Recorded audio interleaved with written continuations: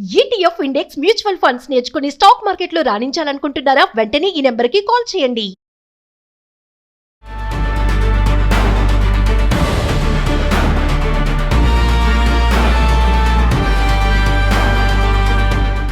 ప్రపంచ ఆర్థిక వ్యవస్థలో చైనా అత్యంత కీలక పాత్ర పోషిస్తోంది. చైనా వస్తు సేవలు చేరని దేశం అంటూ లేదంటే అతిశక్తి కాదేమో. చైనా తన వ్యాపార మార్కెట్ సామ్రాజ్య విస్తరణ కోసం అనేక వస్తు సేవలను చౌకగా ఉత్పత్తి చేస్తూ ప్రపంచ దేశాలలో చాప కింద నీరులా ప్రవహించి ఈరోజు అత్యంత కీలకమైన దేశంగా ఎదిగింది. అంతేకాకుండా చైనాలో గత కొన్ని సంవత్సరాల వరకు కూడా డాలర్ల రిజర్వ్స్ అత్యధికంగా పోగు చేసుకున్న దేశం కూడా. కానీ ఈ మధ్యకాలంలో మారుతున్న అంతర్జాతీయ పరిణామ క్రమంలో అమెరికా చేస్తున్న దాష్టిక నీతికి వ్యతిరేకంగా లేదా ఒక స్ట్రాటజికల్గా డాలర్ల యొక్క సంఖ్యను తగ్గించుకుంటూ బంగారాన్ని పెంచుకుంటున్న పరిస్థితి మనకు కనపడతా ఉంది. డీడాలరైజేషన్ వైపు అంటే అంతర్జాతీయంగా అనేక దేశాలు ఏ వస్తు సేవలను కొనాలన్నా కూడా ఆయా దేశాల స్వదేశీ కరెన్సీ కాకుండా డాలర్ రూపంలోనే కొనుగోలు చేసే పరిస్థితిని అమెరికా తీసుకురావడంతో ప్రతి దేశం తమ విదేశీ మారక నిల్వల్లో డాలర్లకు సింహభాగం ఉంచుకునే విధంగా ప్రయత్నాలు చేస్తుంటాయి. దీనికి చైనా కూడా మొన్నటి వరకు అతీతం కాదు. కానీ వాళ్ళ చైనా యొక్క కరెన్సీ యువాన్ను ముందుకు తీసుకెళ్ళి ప్రపంచ దేశాలలో బలమైన ఆర్థిక శక్తిగా వెలుగొందడం కోసం డీడాలరైజేషన్ వైపు వేగంగా పరిగెడుతోంది. దానికోసం బంగారం నిల్వలను గణనీయంగా పెంచుకుంటూ ఉంది.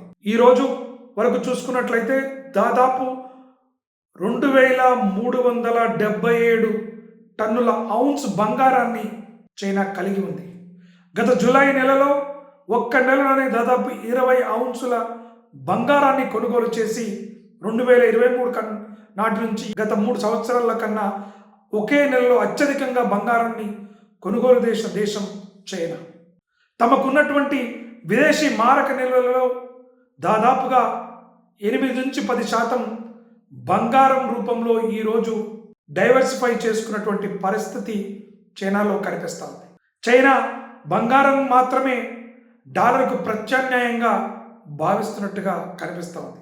ఎందుకంటే క్లిష్ట సమయాలలో ముఖ్యంగా రష్యా అనుభవాన్ని ప్రపంచ దేశాలు చవిచూసిన తర్వాత ఎప్పుడైతే రష్యా తన మాట వినలేదో అక్కడ అసెట్స్ను ఫ్రీజ్ చేయటం గమనించాం.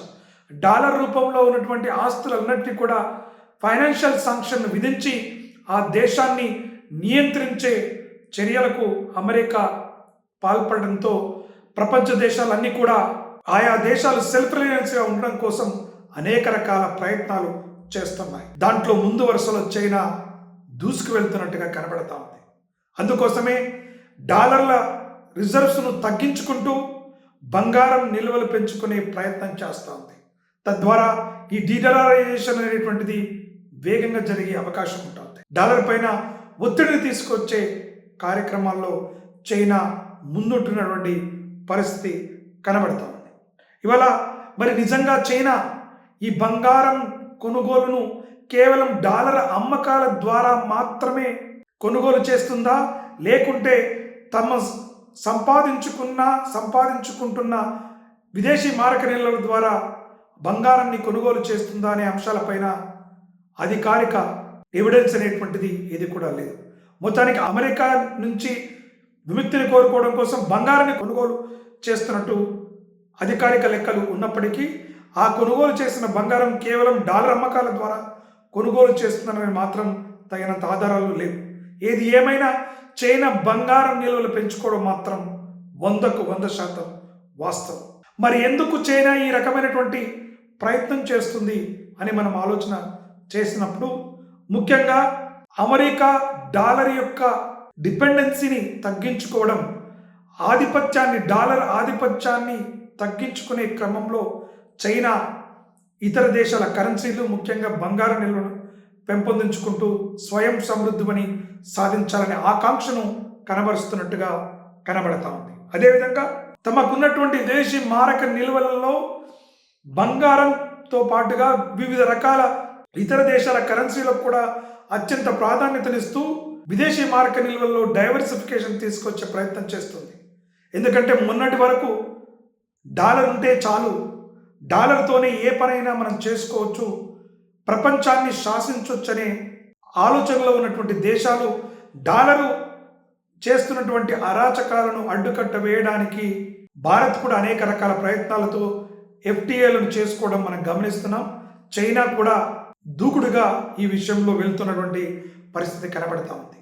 ఈ మధ్యకాలంలో అంతర్జాతీయ జియోపొలిటికల్ టెన్షన్స్ పెరిగిపోయాయి. ఒక దేశం మరొక దేశంపై దాడి చేస్తున్న పరిస్థితులు, దానికి ఆర్థిక ఆంక్షలను పెడుతూ అంతర్జాతీయ వ్యాపారాన్ని శాసిస్తున్నటువంటి తరుణంలో తమ దేశాన్ని కాపాడుకునే విధంగా చైనా బంగారాన్ని ఒక ప్రత్యామ్నాయంగా చూస్తూ విదేశీ మారక నిల్వల్లో ఒక కీలకమైన భాగంగా ఉంచుకునే విధంగా ప్రయత్నాలు చేస్తూ ఉండడం కూడా మనం చూస్తున్నాం. అదేవిధంగా అంతర్జాతీయంగా పెరుగుతున్నటువంటి ద్రవ్యోల్బణం కావచ్చు, అంతర్జాతీయ కరెన్సీ మార్కెట్లో వస్తున్న అస్థిరత్వాన్ని నుంచి కాపాడుకోవడం కోసం కూడా ఇవాళ చైనా అత్యధికంగా బంగారాన్ని కొనుగోలు చేస్తున్నటువంటి పరిస్థితి కనబడతా ఉంది.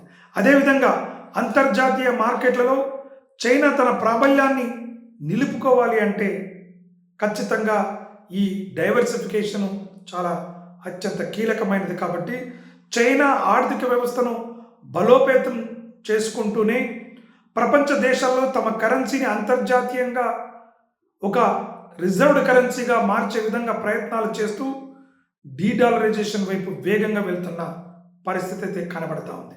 క్రిప్టో కరెన్సీలు వచ్చిన చైనా తనకున్నటువంటి వ్యాపార ఎగుమతులు దిగుమతుల ఆధారంగా తన ఉనికిని చాటుకునేటువంటి ప్రయత్నం బలంగా చేస్తుంది. అందుకోసమే బంగారు నిల్వలను ప్రతి నెల సాధ్యమైనంత మేరకు కొనుగోలు చేస్తూ సరికొత్త రికార్డులను చేస్తున్న పరిస్థితి కనబడుతోంది. ఇవన్నీ కూడా ప్రపంచ దేశాల్లో చైనా ఆధిపత్యాన్ని నిలుపుకోవడం కోసం చేస్తున్న ప్రయత్నంగా మనం చూడవచ్చు.